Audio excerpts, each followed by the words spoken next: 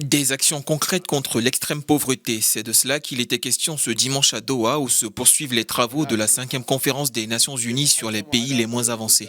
Dans un monde agité par les crises multiformes, le Qatar, pays hôte de la conférence, en a profité pour rappeler les pays riches à leurs engagements envers les moins favorisés.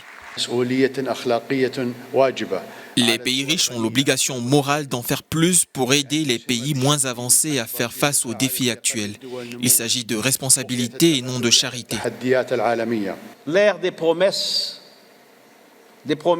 non tenues doit prendre fin.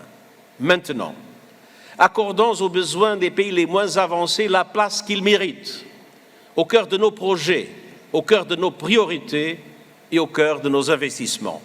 La catégorie des pays les moins avancés a été créée il y a un demi-siècle par l'ONU. Ces pays sont censés bénéficier de facilités au niveau des aides et d'autres financements pour faciliter leur essor. Pourtant, de 24 en 1971, leur nombre a pratiquement doublé à ce jour.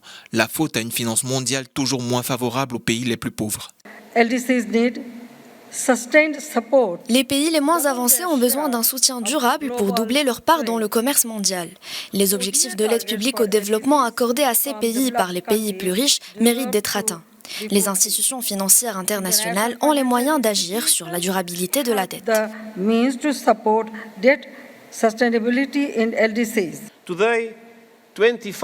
À ce jour, 25 pays en voie de développement consacrent 20% de leur budget non pas à la construction d'écoles, ni à nourrir les populations, ni même à créer des opportunités pour les femmes et les filles, mais uniquement à la dette.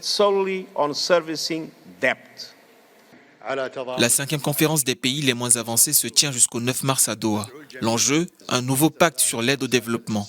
L'ONU estime le besoin à quelques 500 milliards de dollars.